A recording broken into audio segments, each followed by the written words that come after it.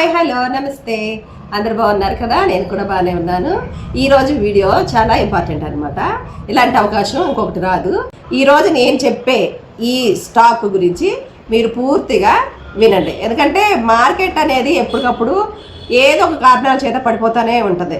చూడండి, మొన్నటిదాకా కరెక్షన్స్ అని, ఇది సెప్టెంబర్ 2024 నుంచి కరెక్షన్స్ అని, తర్వాత వచ్చి టారిఫ్లని, తర్వాత ఇప్పుడు వచ్చి పాకిస్తాన్ ఇండియాకి యుద్ధం అని, ఈ విషయాలన్నీ కూడా మనం దృష్టిలో పెట్టుకొని ఎప్పుడు నీరసపడుకోకుండా మనం ఏంటంటే, నేను చెప్పాను కదా, స్టాక్ మార్కెట్ అనేది ఒక పెద్ద సముద్రం అని ఫస్ట్ నుంచి నేను చెప్తానే ఉన్నాను. ఈ సముద్రంలో ఏమేమి జరుగుతున్నాయో కూడా మనం ఎప్పటికప్పుడు గమనిస్తూ కొత్త దారులని ఎతకాలన్నమాట. అంటే ఏ స్టాక్ అయితే బాగుంటుంది, ఏ స్టాక్ పడిపోయింది, నెక్స్ట్ ఏ స్టాక్లో మనం ఇన్వెస్ట్ చేయాలి, ఏదైతే మనకి బాగుంటుందో అన్నట్లుగా ప్రతి దాని కొత్త దారులు వెతుకుతూ నిరుత్సాహపడుకోకుండా యాక్టివ్గా మనం ఎప్పటికప్పుడు సమాచారం తెలుసుకుంటూ ఉండాలన్నమాట. ఇవన్నీ మామూలే ఇలాంటివి. అయితే అసలు విషయం ఏంటంటే, ఈ మధ్య మార్కెట్లో కొన్ని కంపెనీస్ డివిడెండ్స్ని అలాగే స్ప్లిట్ బోనస్ వీటిని అనౌన్స్ చేసినాయి అనమాట. అయితే మనం ఇంపార్టెన్స్ అనేది స్టాక్ను బట్టి కూడా ఇవ్వాలి. ఇప్పుడు బ్లూ చిప్స్ కానీ అంటే బాగా మార్కెట్లో బాగా పర్ఫార్మెన్స్ చేస్తుంది. ఎప్పటి నుంచో నేను కొనుక్కోవాలనుకుంటున్నాను కానీ కొనుక్కోలేకపోతున్నాను, ఎందుకంటే ప్రైస్ ఎక్కువగా ఉంది. ఇందులో ఎప్పుడు నేను ఇన్వెస్ట్ చేయడానికి ఎప్పుడు దూకాలా అనేది కొన్ని స్టాక్స్ ఉంటాయి కదా, అలాంటి స్టాక్స్లో నేను చెప్పే ఈ స్టాక్ కూడా నేను ఎప్పుడు కూడా ఎంతో కొంత, అంటే ఇప్పటి వరకు నేను 4 ఇయర్స్లో డబ్బు నాకు అవసరాల కోసం ఎక్కువ శాతం నేను సంపాదించింది ఈ స్టాక్ మీద అనమాట. ఆ స్టాకే బజాజ్ ఫైనాన్స్ అనమాట. ఈ బజాజ్ ఫైనాన్స్ రీసెంట్గా April 29th అనమాట అనౌన్స్ చేసింది డివిడెండ్స్ని, అలాగే బోనస్, తర్వాత స్ప్లిట్ను కూడా అనౌన్స్ చేసింది అనమాట. ఇది అనౌన్స్ చేసిన తర్వాత బజాజ్ ఫైనాన్స్ 9,000కి చేరిందనమాట. అయితే ఈ బజాజ్ ఫైనాన్స్లో డివిడెండ్ ఎంత ఇస్తుంది, అలాగే ఎప్పుడు ఇస్తుంది అంటే రికార్డ్ డేట్ అనమాట, ఎప్పుడు ఇస్తుంది, ఎవరు అర్హులు అనే విషయాన్ని తెలియజేస్తాను. అలాగే బోనస్ కూడా ఎలా ఇస్తుంది అనేది కూడా తెలియజేస్తా. తర్వాత స్ప్లిట్ గురించి కూడా చెప్తాను అనమాట. అసలు స్ప్లిట్ అంటే ఏంటనేది నేను ప్రీవియస్ వీడియోలో కూడా చేసించాను కదా, అయినా సరే మీకు నేను ఇప్పుడు చెప్తాను. అసలు స్ప్లిట్ ఎందుకని చేస్తారంటే, ఆ స్టాకులో ధర అనేది ఎక్కువ పెరిగిపోతే స్మాల్ ఇన్వెస్టర్స్ అంటే నాలాంటోళ్ళు మీలాంటోళ్ళు కొనుక్కోలేరు. కాబట్టి ఇప్పుడు ఎగ్జాంపుల్కి బజాజ్ ఫైనాన్స్ 8,600 ఉందన్నమాట. అంటే మొన్నటిదాకా 9,000లో ట్రేడ్ అయింది. అలాంటి స్టాక్ని మనం కొనుక్కోలేము కదా. కొనుక్కోగలిగితే ఏదో ఒక షేరు 2 షేర్లు అంతకన్నా ఎక్కువ కొనలేము. అందుకోసం స్మాల్ ఇన్వెస్టర్స్ కొనుక్కోగలగడానికి అవకాశం ఉంటుంది.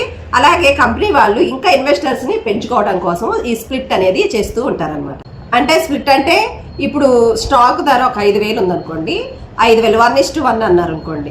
1:1 అంటే సకానికి వస్తుంది అనమాట. అంటే 2,500కి మనకి ఆ షేర్ దొరుకుతుంది అనమాట. కానీ మరి ఈ బజాజ్ ఫైనాన్స్ వాళ్ళు ఇలా 1:1 ఇచ్చారా, 4:1 ఇచ్చారా, 3:1 ఇచ్చారో తెలుసుకుందాము. ఓకేనా? ఈ వీడియో కనుక మీరు స్కిప్ చేస్తే ఒక మంచి అవకాశాన్ని మీరు కోల్పోయినట్టు ఉంటుంది. ఎందుకంటే ఈ స్టాక్లో జాయిన్ అవ్వాలని చాలా మంది కూడా, అంటే కొనాలని చాలా మంది కూడా ఎదురు చూస్తూ ఉంటారు. అందులో ముఖ్యంగా నేనమాట.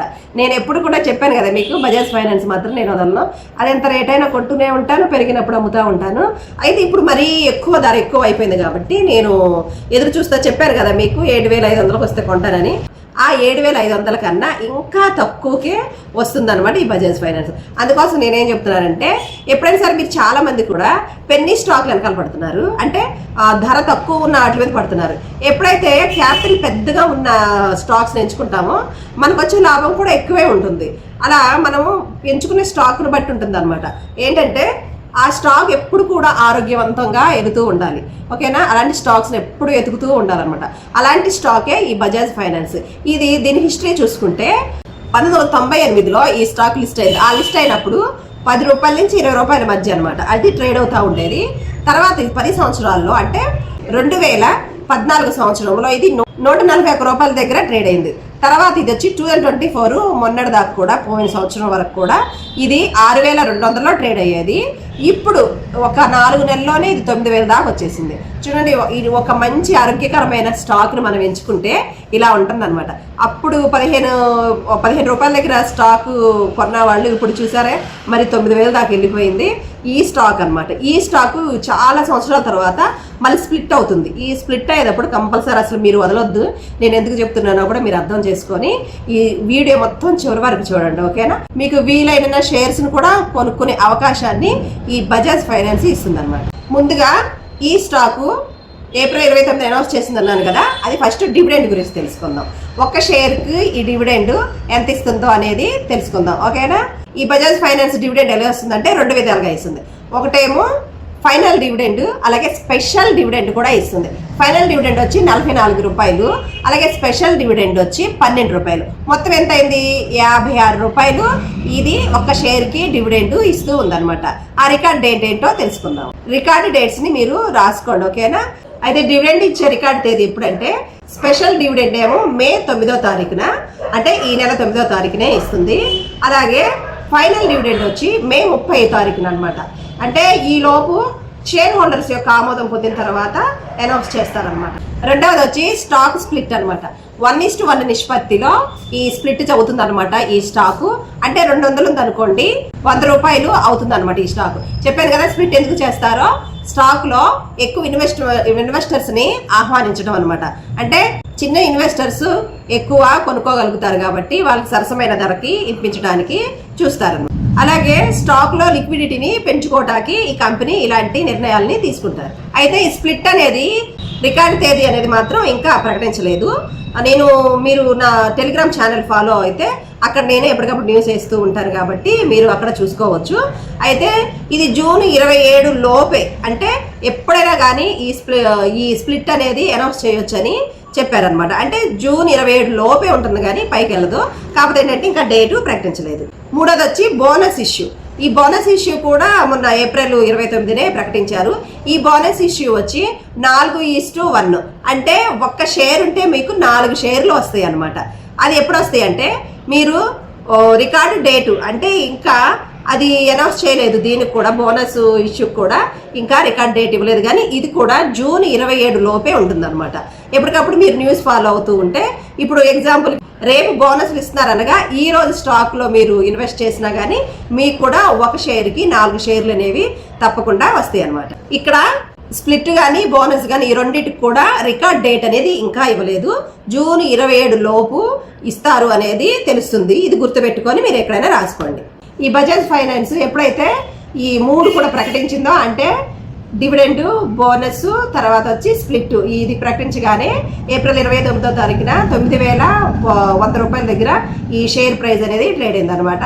అయితే ఈ బజాజ్ ఫైనాన్స్ చూసుకుంటే మన ఈ సంవత్సరం అంటే జనవరి, ఫిబ్రవరి, మార్చి, ఏప్రిల్ ఈ లోపే 35% పెరిగింది.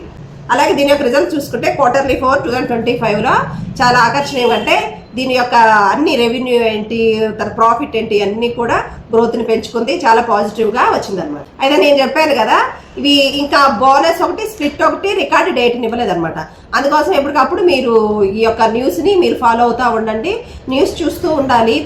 స్టాక్ మార్కెట్లో ఇన్వెస్ట్ చేసేవాళ్ళని ఫస్ట్ నుంచి కూడా చెప్తున్నారు కదా, అలా మీ వెబ్సైట్లో అన్నింటిలో కూడా న్యూస్ని ఫాలో అవుతూ ఉండండి. ఇంకెవరైనా టెలిగ్రామ్ ఛానల్ జాయిన్ అవ్వకపోతే జాయిన్ అండి. ఎప్పటికప్పుడు నేను అక్కడ స్టాక్ సంబంధించిన న్యూస్ని ఇస్తూ ఉంటాను అనమాట. అయితే డివిడెండ్ ఎవరికి వస్తుంది అంటే మే 9వ తారీఖు లోపే, అంటే రేపు మే 8వ తారీఖు అనుకో, 8వ తారీఖున మీరు షేర్ కొన్నా మీకు వస్తుంది అనమాట.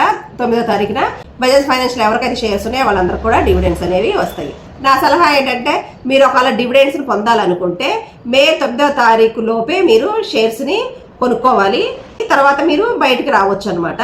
షేర్ అనేది ఎప్పుడు స్ప్లిట్ అవుతుంది, ధర అనేది పడిపోతుంది. అది ఒక మంచి అవకాశం. అప్పుడు దాకా ఉండగలిగితే అప్పుడు కూడా మీరు ఇంకా షేర్స్ కొనుక్కోవచ్చు. నా సలహా ఏంటంటే డివిడెండ్కు ఇచ్చే ముందు రోజు మీరు షేర్స్ను కొనుక్కొని, అంటే మీ అమౌంట్ని బట్టి కొనుక్కొని, డివిడెండ్స్ ఇచ్చిన తర్వాత నెక్స్ట్ రోజు మీరు బయటికి తీసేసుకోండి. ఎందుకంటే మళ్ళీ బోనస్ ఇష్యూ ఒకటి ఉంది కదా, అది ఆ డేట్స్ అవి వచ్చేటప్పుడు మళ్ళీ బోనస్ ఎప్పుడు ఇస్తారో చూసి ఆ డేట్కి ముందు రోజు మళ్ళీ కొనుక్కుంటే మీకు షేర్స్ అనేవి డబుల్ అవుతాయి. అందుకోసం మీరు ఒకవేళ ఇప్పుడు మాకు డివిడెండ్ అవసరం లేదు, స్ప్లిట్ అయినది అప్పుడే కొనుక్కుందాం అనుకుంటే మీరు కొనుక్కోండి. నేను 2 సార్లు కొనుక్కుంటాను. డివిడెండ్ ఇచ్చే ముందు రోజు కొనుక్కొని ఒక రోజు తర్వాత నేను బయటకు వచ్చేస్తాను. తర్వాత వచ్చి మళ్ళీ స్ప్లిట్ అవుతుంది చూసారా, అప్పుడు ఇంకా కొన్ని షేర్స్ నేను కొనుక్కుంటాను. ఎందుకంటే స్ప్లిట్ అయిన తర్వాత మళ్ళీ కొన్ని రోజులు అది కింద పడిపోయి మళ్ళీ పైకి వెళ్తుంది. ఎందుకంటే స్ప్లిట్ అవగానే చాలా మంది ఇన్వెస్ట్ చేస్తారు కాబట్టి ఈ ట్రేడర్స్ కానీ తర్వాత స్వింగ్ ట్రేడర్స్ కానీ ఉంటారు కదా, వాళ్ళని కొంచెం పెరగగానే మళ్ళీ సేల్ చేసేస్తూ ఉంటారు. ఆ టైంలో ఇంకా కింద పడిపోతుంది కాబట్టి మళ్ళీ ఇంకొన్ని యాడ్ చేసుకోవచ్చు. చూసారు కదా, మరి ఇదన్నమాట బజాజ్ ఫైనాన్స్ చక్కగా 3ని కూడా అనౌన్స్ చేయడం జరిగింది. ఒక మంచి స్టాక్ అనమాట. ఓకేనా, ఇందులో మీరు కనుక ఇన్వెస్ట్ చేయాలనుకుంటే మీకు తెలిసిన ఎక్స్పర్ట్స్ని కానీ అనలిస్టులు కానీ ఎవరినైనా కనుక్కొని ఇన్వెస్ట్ చేయండి. మీరు మంచి లాభాలు పొందాలని ఎప్పటికప్పుడు నేను ఆశిస్తూనే ఉంటాను. అలాగే ఈ వీడియో మీద మీ కామెంట్ చేయండి, లైక్ చేయండి, షేర్ చేయండి. అలాగే ఇంకో వీడియోతో మీ ముందుకు వస్తాను. అంతవరకు సెలవు, నమస్తే.